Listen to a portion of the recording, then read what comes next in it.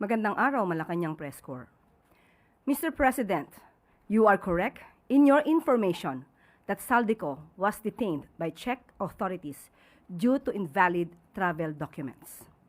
Iyan ang mariing kinumpirma ng Chargé d'Affaires ng Embahada ng Czech Republic sa Pilipinas na si Eva Tensin, kaugnay sa naunang pahayag ni Pangulong Ferdinand R. Marcos Jr.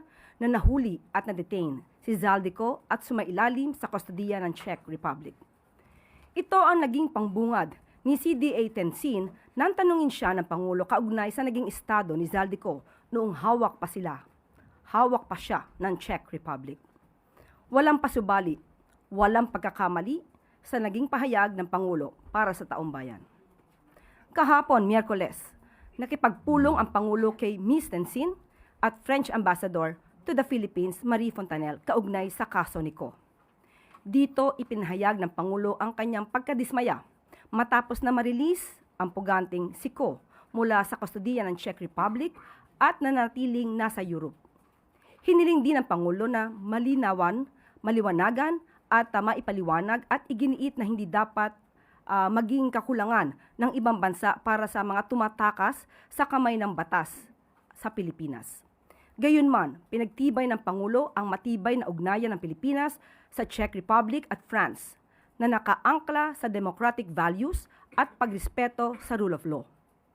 Binigyan din ng Pangulo ang kahandaang ng Pilipinas na pabilisin ang mga kasunduan ng extradition at iba pang kooperasyon sa batas.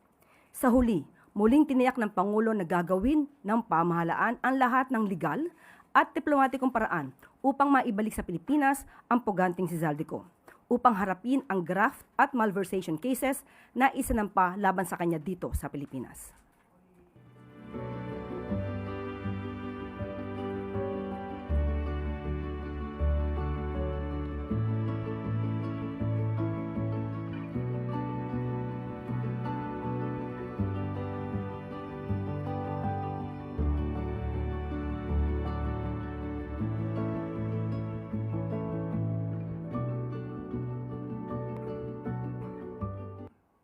Magandang balita, upang masiguro ang ligtas na panganganak ng bawat ina nang hindi nababahala sa gastusin at maiwasan ang panganib dulot ng kakulangan sa pera, mas pinalawak at mas pinataas ni Pangulong Ferdinand R. Marcos Jr.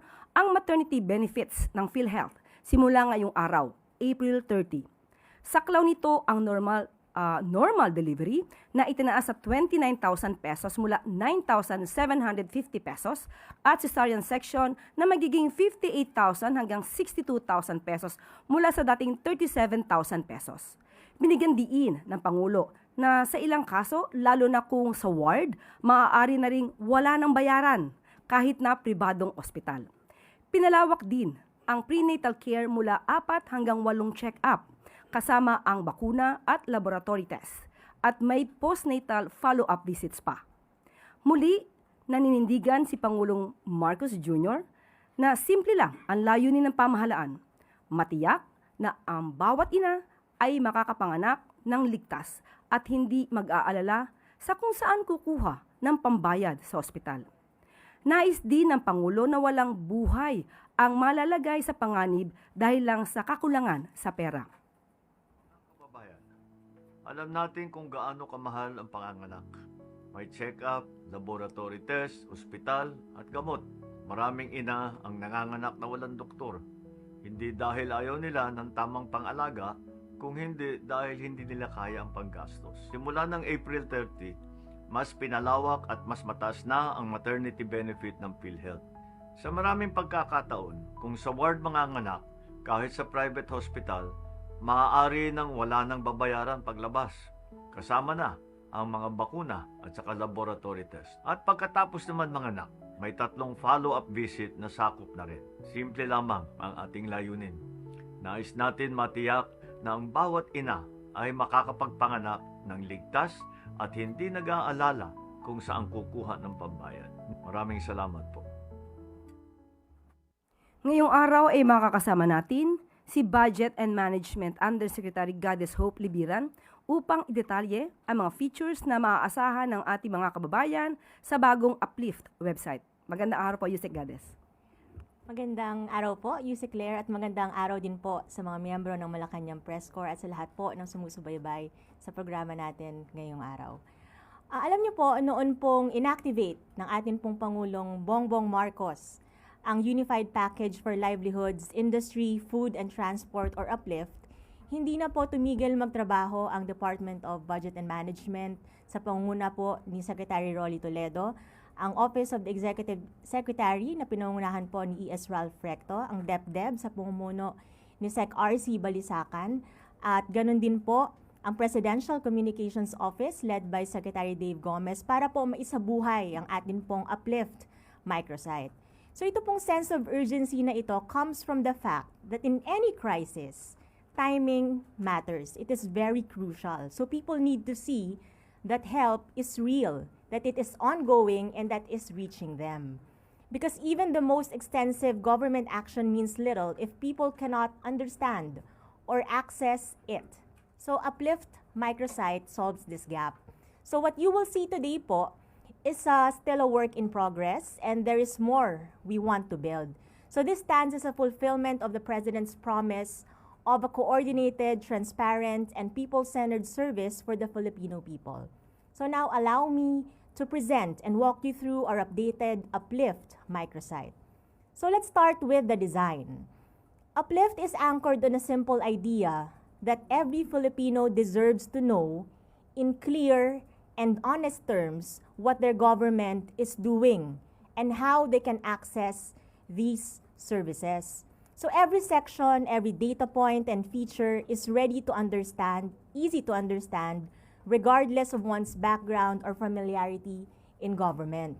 So we kept po the platform minimal, malinis, deliberate, and uncluttered. So we adopted po the official UPLIFT colors drawn from the Philippine flag.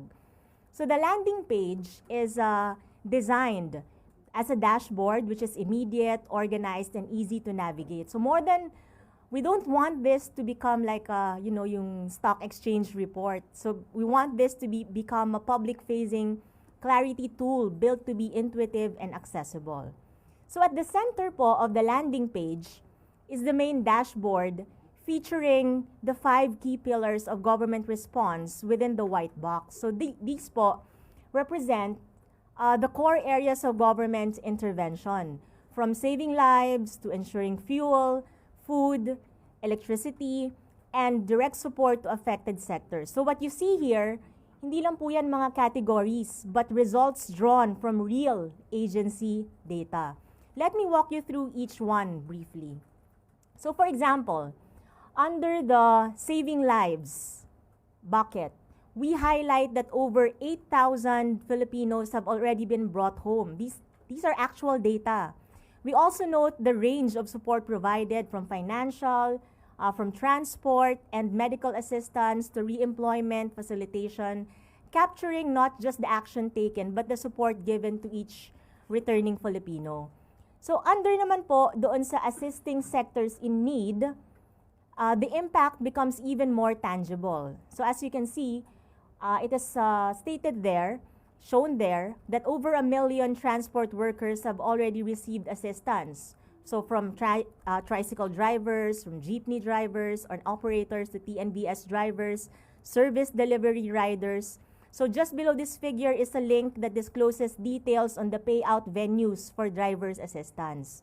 Next is ensuring sufficient fuel supply, which tracks fuel levels, days of supply, and incoming shipments. So makita nyo dyan, ilan pang barrels ng gasolina ang available sa bansa ngayon, ilan yung parating, at ilang araw ang kayang i-cover nun as buffer. So this allows the public to see both intention and preparedness. So for keeping food prices within reach, we chose this wording deliberately rather than promise what we cannot control. We commit to keeping essential goods accessible through interventions like the Kadiwa, yung price monitoring po natin, and targeted support.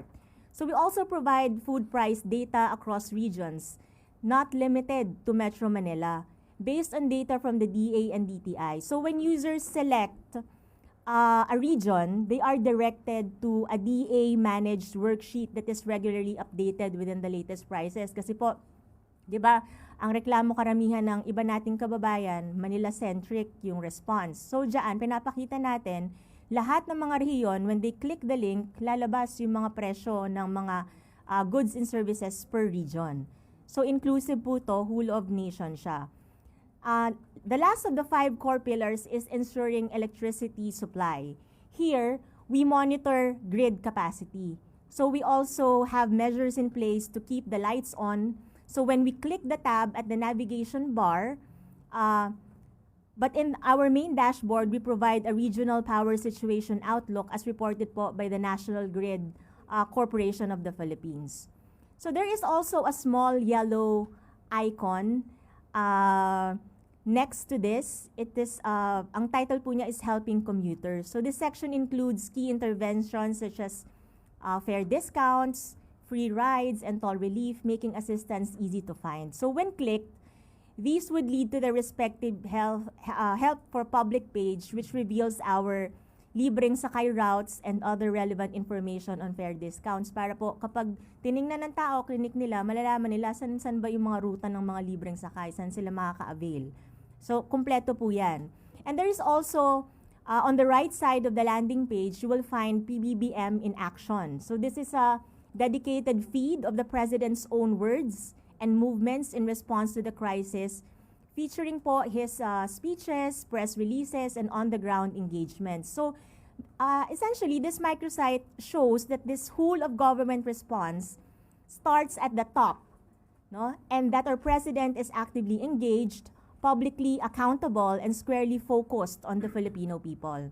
So, when we click naman yung uplifting news at the navigation bar, we can see stories produced by the Uplift Communications and Command Center, which brings together data, figures, field reports, and agency inputs into clear, cohesive narratives. So, ito po yung mga curated stories po that translate government action into something people can understand, relate to, and trust. As we know, content is refreshed regularly so that the public receives the latest and most relevant articles and information. So now let's go back po to the landing site.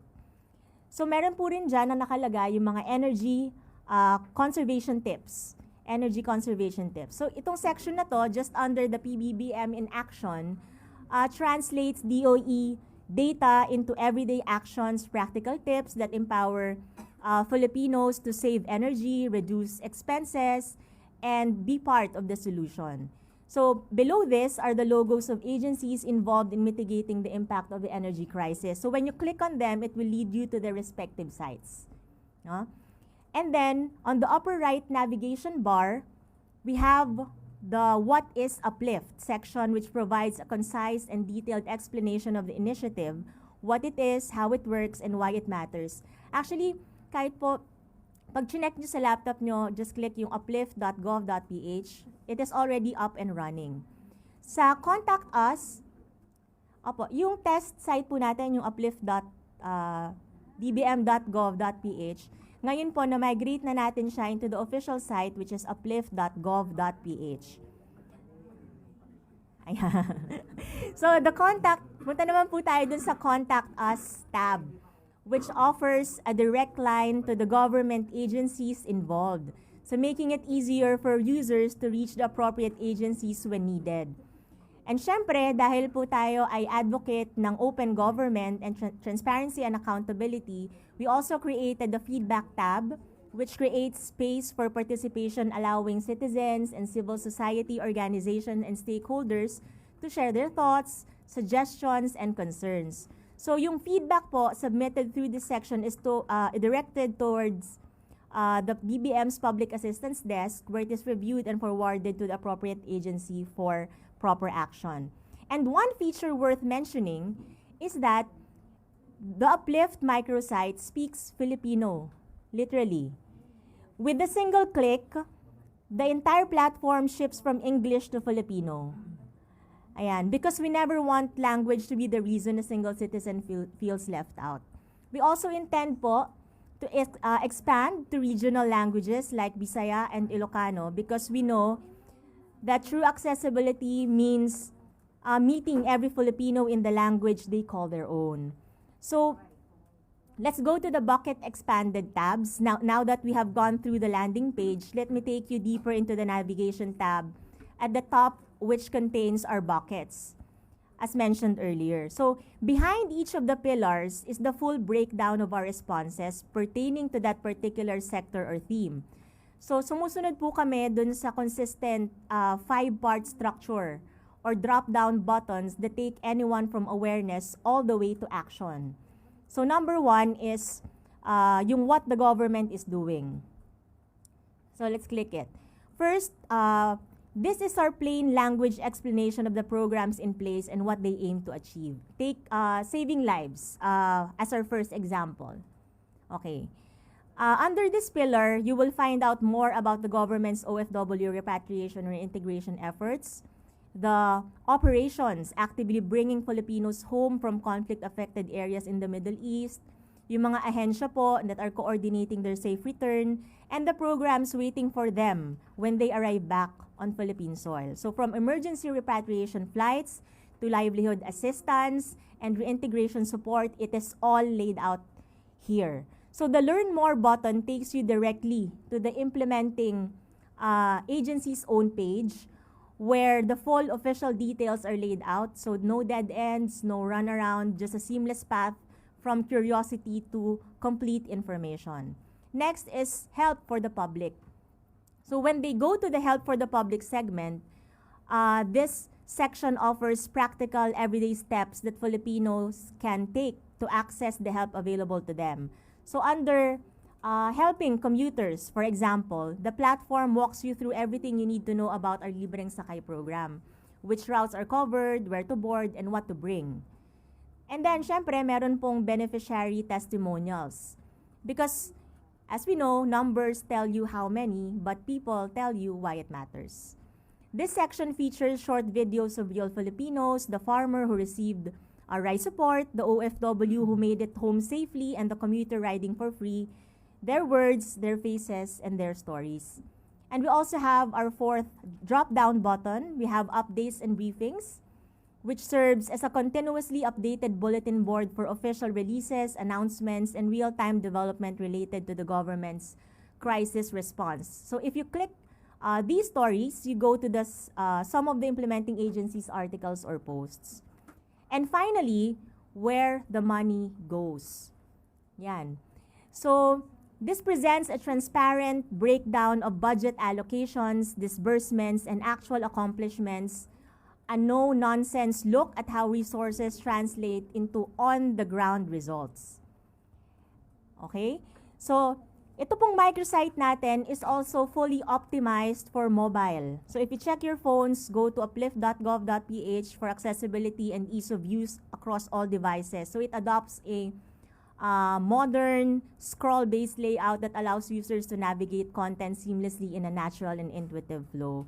So to sum it up, the Uplift microsite takes everything this administration is doing to shield Filipinos from the effects of the Middle East crisis. It shows that we are present, we are mobilizing, we are here, united, and under the leadership of President Ferdinand R. Marcos Jr., we're moving forward together with every Filipino citizen in mind. So this platform will continue to grow and improve, but we chose to make it available now so that Filipinos can already see, understand, and access the help meant for them when it matters most. So maraming salamat po sa inyong lahat.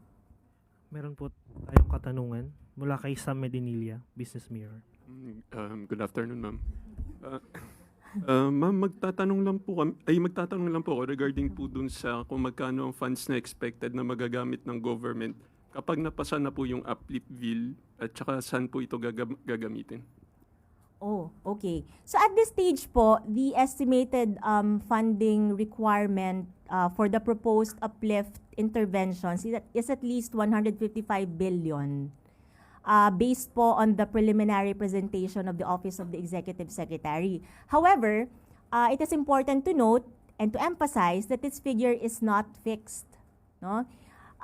In public financial management terms, this remains a dynamic and evolving funding envelope as the final amount will depend on how much yung participating agencies can realign, repurpose, or defer from their existing appropriations in order to support targeted interventions addressing the Middle East crisis. So in other words, we are not looking at entirely new spending, but rather a strategic reprioritization within the current fiscal space consistent with prudent fiscal management and in line with our whole of government efforts. So further refinements po to the funding requirement are expected as agencies finalize po their respective proposals, as also reflected in the discussions and materials po presented by the Department of Economy, Planning and Development during the recent interagency briefing. I-clarify ko lang, ma'am. Bale, yung kailangan po ng government na funding is 155 billion. Yun po yung estimated funding requirement based dun sa preliminary presentation by the Office of the Executive Secretary. But again, hindi po yun fixed kasi magbabago siya depende pa rin dun sa sa mga i-identify ng mga implementing agencies.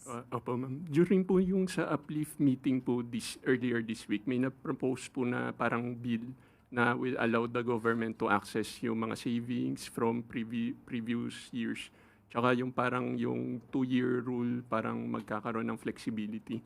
Magkano po yung funds na expected na matatap ng government kapag napasa yung proposed bill na yun? Again, depende pa rin po kasi doon sa mga, right now wala pa po kaming data, accurate data tungkol dyan kasi po, it's really up to the agencies kung ano, para ma-identify kung ano yung mga projects na kaya nilang i-give up o hindi nila ipa-prioritize doon sa period na involved. So once they finalize, syempre may mga corresponding data yan and figures, tsaka lang po nila ipapasa yan sa DBM for consideration. And then tsaka lang po namin kayo mabibigyan ng updated data. It's really up to the agencies po. Tanong ko na lang, ma'am, kung kailan yung parang deadline for that submission ng mga funding requirements para mag-adjust yung 155 billion. I think it's as soon as possible po ang binigay. Pero i-update po namin kayo as to the exact date po. Thank you po, ma'am. Thank you. Next question po. Cathy Valente, Manila Times.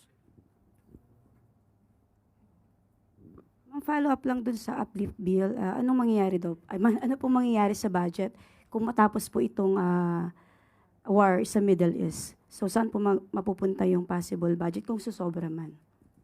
Saan mapupunta ang Budget na allocated for this response sa Middle East crisis po.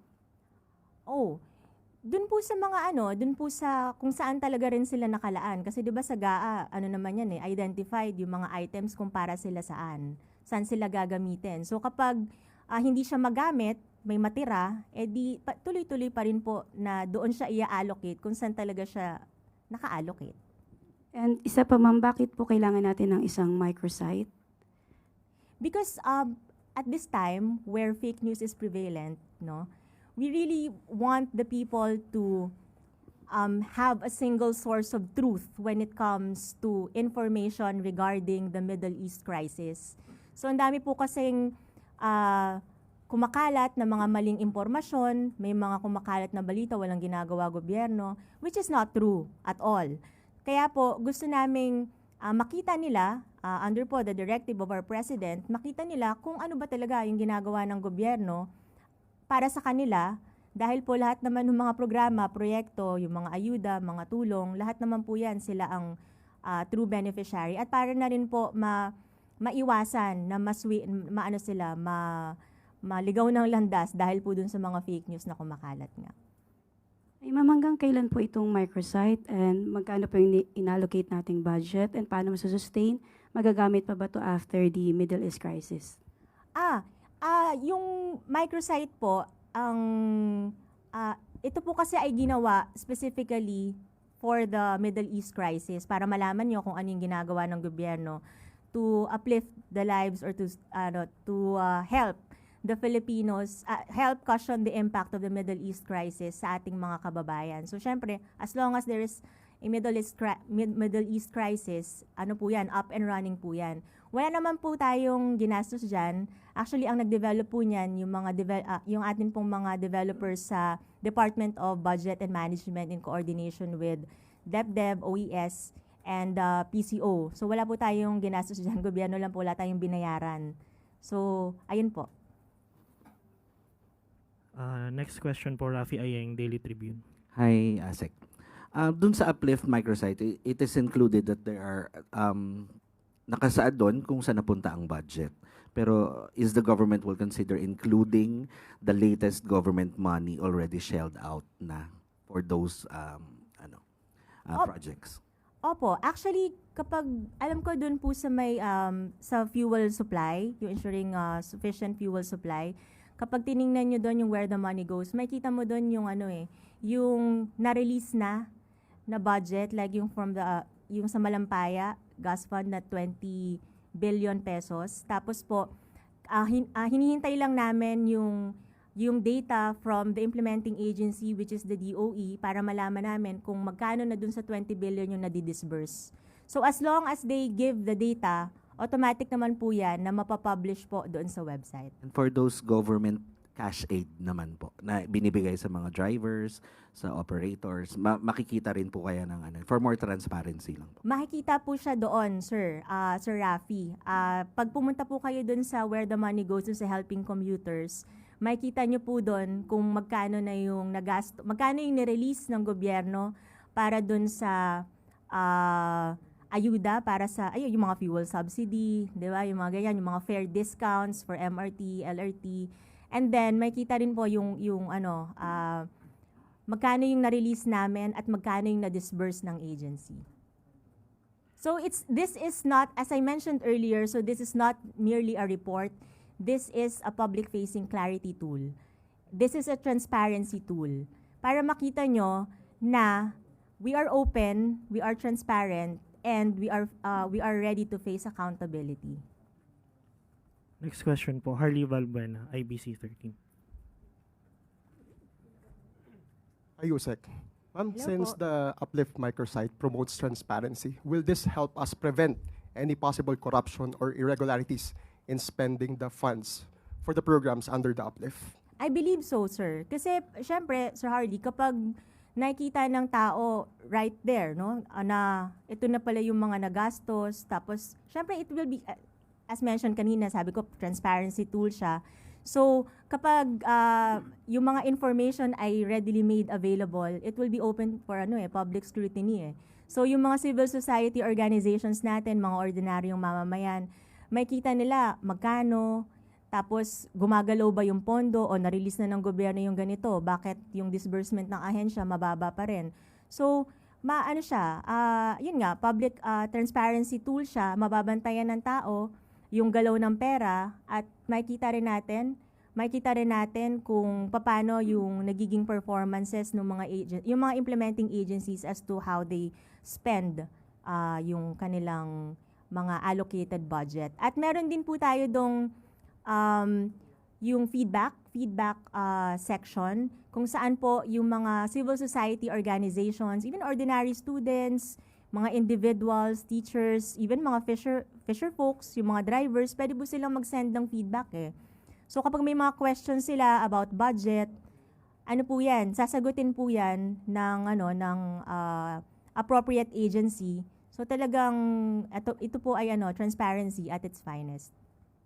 Thank you po. Last question po, Chloe Hofana, Business World. Good afternoon, Yusek.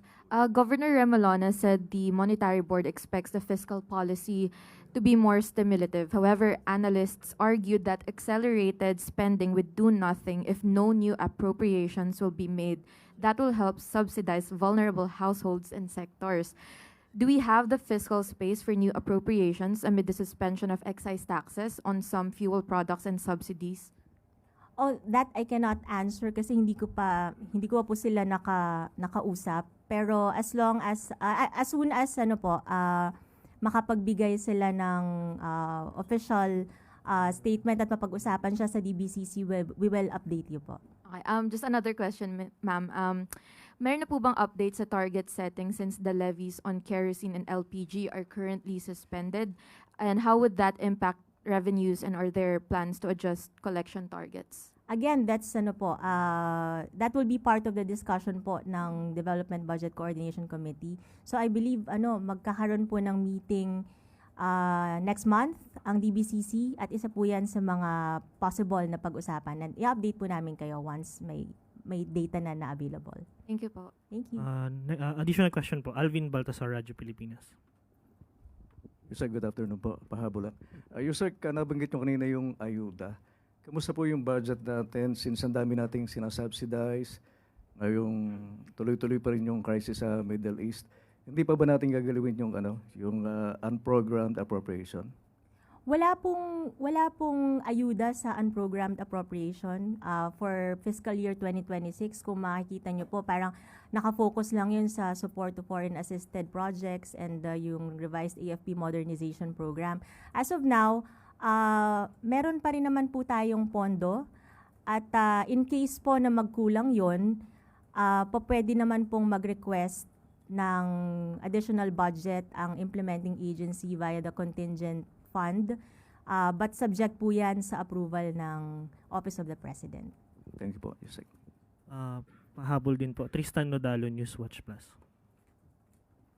Press con pala ito, Yusek, mabilis lang po. Yung speaking of ayuda, na-discuss na rin po ba yung possible second round doon sa most affected sector ng ayuda and yung expansion of this government programs? Kasi natatakal before yung possible inclusion ng middle class. So may mga ganun po ba? Or intayin muna maipasa yung uplift bill para magkapondo? I think napag-uusapan nila yung expansion nung assistance to yung mga sectors in need, pero wala pa pong definite kasi na request to expand or wala pang definite request or official requests coming from implementing agencies para sa additional budget. So sa kanila po kasi manggagaling So kapag nag-request sila, at kung meron naman po tayong available funding source at kumpleto naman yung mga requirements nila, then we will study and facilitate po yung process ng pag-release ng pondo kung kailangan po talaga. Final question po. Miss Let Narciso, DCRH. Yusek, binanggit niyo po yung depende sa request ng agency. Ang DOTR po, may request na po sila, di ba, para maipagpatuloy yung service contracting at fuel subsidy. Naaprubahan na po yun? Sa ngayon po, ang alam ko po ay inaaral pa po siya ng aming bureau. Titingnan po niyan kasi syempre yung utilization rate nung prior release. And then titingnan kung kompleto po yung mga requirements nila. At kapag kumpleto naman po yun at kung in order lahat ng mga documentary requirements at makita yung kung paano na utilize yung budget, and then as I mentioned earlier, mabilis naman pong umaksyon ng DBM pagdating sa ganyan, lalo na kung meron naman po tayong available na pondong pagkukunan. Magkano po ulit yung hinihingi nila? 5 po ba or 7 billion? Allow me to get back to you po. Wala po ako nung data niya. Sabihan ko po kayo later. Yun na po ang pinakahuling tanong. Salamat po, Yusek Gades. Thank you po. Maraming salamat, DBM Yusek Gades, Hope Libiran.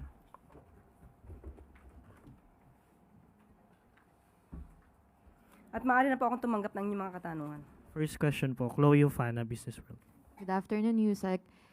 May we just get Malacanang's reaction, ma'am, on the continued weakness of the peso?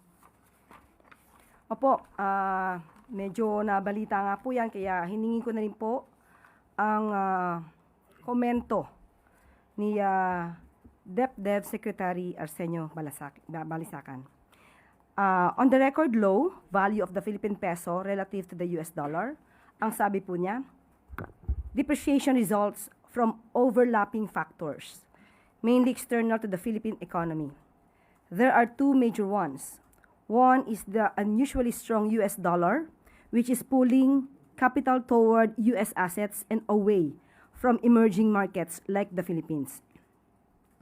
This makes the peso weaker, simply because the dollar is rising faster. The other main factor is the sharp global oil price spikes, combined with the country's dependence on imports. This causes the country's demand for dollars to spike, the trade and current account deficits to rise, and in turn, the peso to weaken. In short, the peso depreciation reflects the rise of the demand for dollars faster than the supply of dollars. So yun po ang kasagutan ni Secretary Balisacan. Pero sa Malacanang, ma'am, how concerning is this historic low value, especially, ma'am, in terms of second round effects in terms of transportation and other expenses? Of course, masasabi po natin na dahil sa dulot na rin po ng krisis sa Middle East, maaaring ito ang inasahan at sa paliwanag na nga rin po ni Secretary Balisacan. At yun din po ang nasa saloobin ng palasyo at ng Pangulo. And last na, ma'am, what measures are we eyeing po to help lift or support our local currency? Sinagot din po yan ni Secretary Balisacan. Ang sabi po niya, and I quote, "First, it is the BSP, our central bank that has the institutional mandate to stabilize the peso and prevent excessive volatility. Its ammunition is sufficient to prevent excessive volatility." So yun po ang kasagutan, Secretary Balisacan. Next question po, Maricel Halili, TV5. Magandang hapon po, Yusek. Yusek, follow-up lang po doon sa meeting ni Presidente with the Ambassador of France and Chargé d'Affaires of Czech. So, kinumpirma na na-detain po si Zaldico. Ano po ang nabanggit ng Chargé d'Affaires? Gaano po katagal na-detain itong si Zaldico and bakit daw po pinalaya? Okay, nung sinabi po ito, ng Chargé d'Affaires ng Czech Republic, yun lamang po ang kinumpirma niya sa Pangulo. Talagang na-detain si Mr. Zaldico sa Czech Republic dahil nga po sa invalid travel documents. At maliban po dyan, humihingi pa po ng iba pang pahayag or information ang ating Pangulo sa Czech Republic. Pero hindi na po napagbigyan ang Pangulo dahil sa may sinusunod ang Czech Republic na international law, European and national laws. At sabi po niya, kung pwede nga po na makahingi pa ng tulong mismo sa gobyerno ng Czech Republic para mas marami pang impormasyon na maibibigay dahil nga po kahit si Secretary Vida ang pumunta sa Czech Republic ay hindi na po nabigyan ng additional information. Pero ang tugon lamang po nila ay makikipagtulungan sila nang naaayon sa kanilang batas. Ma'am, does the President see the need to directly talk to President Macron para mas maging madali yung pagpapauwi kay Zaldico? Kung pag-uusapan natin ang pagpapamadali ng pagbalik kay Zaldico, yan po ang ibinigay na mensahe ng Pangulo sa Czech Republic at sa bansang France. At muli, ang sabi nila, hindi po sila makakapagbigay ng impormasyon lalo na't kung may individual case for a political asylum. So yun lamang po ang nakuha na impormasyon natin kahapon kasama ang Pangulo. Si Pangulo ang nakipag-usap at sinabi po niya na dismayado po siya sa nangyari at very unsatisfactory yung naging result. Dahil habang patuloy na nakikipag-ugnayan ang bansa sa Czech Republic habang nandoon si Zaldico ay biglang naputol ang pagbibigay ng impormasyon. Last na lang po, ano po yung commitment na ibinigay ng France at saka ng Czech Republic kay PBBM with regards to the case of Zaldico? Nandun pa rin po, ang bilateral relations ay hindi maapektuhan at ibibigay ang anumang impormasyon basta naaayon ito sa kanilang batas. Thank you, sir. Next question po, Tristan Nodalo, Newswatch Plus. Good afternoon, Yusek. Follow-up na lang din po, although meron na po kayong nasagot sa una. But sa ngayon po, wala tayong masasabing update pagdating sa current status ng application ng asylum ni Zaldico because the concern now is kung mabigyan po ng certificate of asylum si Mr. Ko, ay it would render the Interpol Red Notice ineffective or parang mawawalan po siya ng visa. So parang time is of the essence also to mag-agapan yon bago magtuloy-tuloy yung application niya. Wala pong nabanggit kahapon si French Ambassador patungkol po dyan at Kaya yung mga ibang nag-speculate at nagbibigay ng kanilang mga opinyon na bakit hindi nagbibigay ng pahayag ang palasyo, dahil yun po ang polisiya ng bansang France at ng bansang Czech Republic. So wala pong tinatago ang gobyerno. Sa mga nagsasabi na malamang na may tinatago ang gobyerno ng mga informasyon, wala po. But there's a directive from the president na puspusan talaga yung paggawa ng paraan. Kasi nga po, yun, ang wino-worry rin ng iba ng publiko is yung mawala ng visa rin yung red notice. Yes, una po niya nakausap si French Ambassador at sinabi po niya na ang bungad po ng Pangulo ay patungkol sa estado ni Zaldico na isang fugitive na dapat na merong panugutan sa ating bansa kung siya man po ay masasabing guilty dahil sa ngayon ay wala man pong judgment patungkol sa kanyang kaso. So, naintindihan po ni French Ambassador at sabi niya po na naiintindihan niya at alam niya na pugante, fugitive, itong si Mr. Zaldico at kinakailangan may harapin na accountability. But as far as she is concerned, sinabi po niya na wala siyang maibibigay na impormasyon hanggat hindi siya authorized to say something about that. Shifting lang po to one last topic on the House Justice Panel finding probable cause kay Vice President to impeach Vice President Sara Duterte. Ano po ang pananaw ng palasyo dito sa development na to? And during the hearing yesterday, naungkat din po yung threats sa buhay ni President Marcos and the First Lady, kung saan sinabi ng NBI na posibleng miyembro ng Armed Forces of the Philippines yung isa sa mga kinausap ni VP Sara to assassinate the President. So meron po bang gagawing check ang Pangulo sa AFP at sa member ng kanyang mga security group? Because yun nga po, nabanggit ng NBI yun kahapon. Sa mga aktibong miyembro po ng AFP, ang tiwala po ng Pangulo ay buong buo. Kung sino man po ito na nasasabi po ngayon ng NBI Director Attorney Matibag na maaaring parte ng security ng Vice Presidente, hayaan na lamang po natin sila magtrabaho dahil baka po hindi kinakailangan pang idetalye kung ano po ang kanilang ino-operate.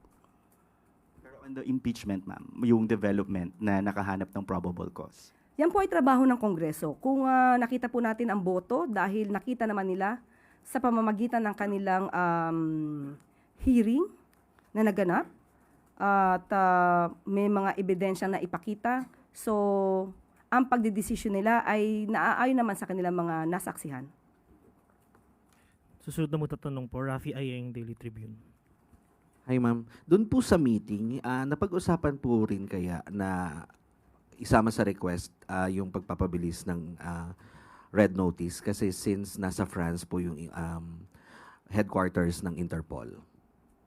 Hindi po napag-usapan yan. Wala po siyang hinihiling sa bansang France patungkol po sa red notice.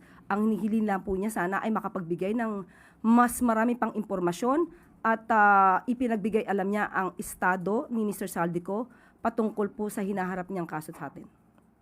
Yes ma'am. Ma'am, iniisip po kaya ng palasyo na may mga possible na offshore account si Zaldico for his continuous roaming around sa Shenzhen area. Hayaan na lang po muna natin magkaroon ng pag-iimbestiga. Hindi po kami maaari mag-speculate. Okay, thank you. Next question po from Alvin Baltazar, Radyo Pilipinas.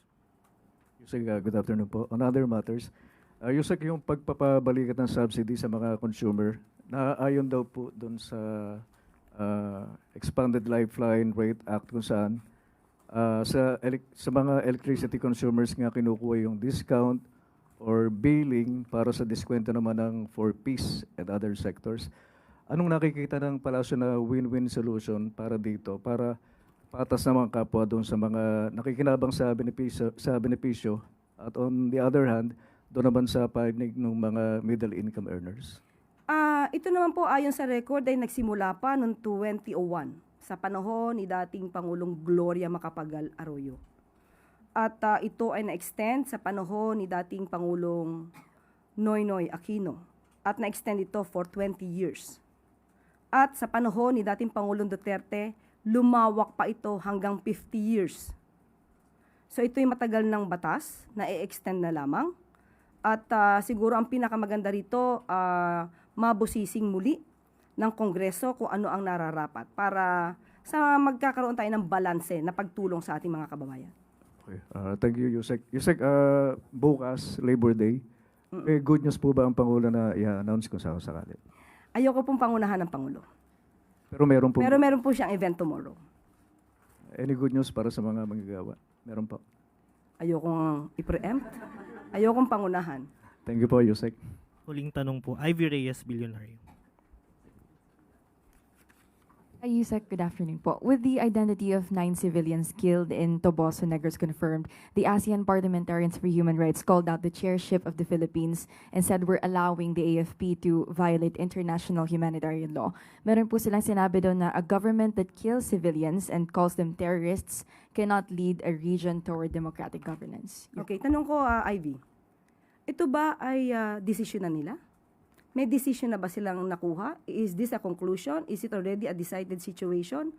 Or ito lang ang preliminary or initial nilang nasabi? So, as of now, alam po natin na ayon sa AFP, sa pamumuno po ni General Bronner, sinabi po niya na ito ay isang lehitimong military operations. Babanggitin ko po ang kanyang sinabi. And I quote, "The armed forces of the Philippines firmly reject claims that the Toboso encounter was an indiscriminate attack on civilians. Evidence on the ground confirms a legitimate armed engagement with members of the New People's Army, not the targeting of non-combatants. The AFP operates under international humanitarian law and strict rules of engagement to safeguard civilian lives and will fully cooperate with any lawful and independent investigation, confident in the integrity of its operations and adherence to due process." End of quote.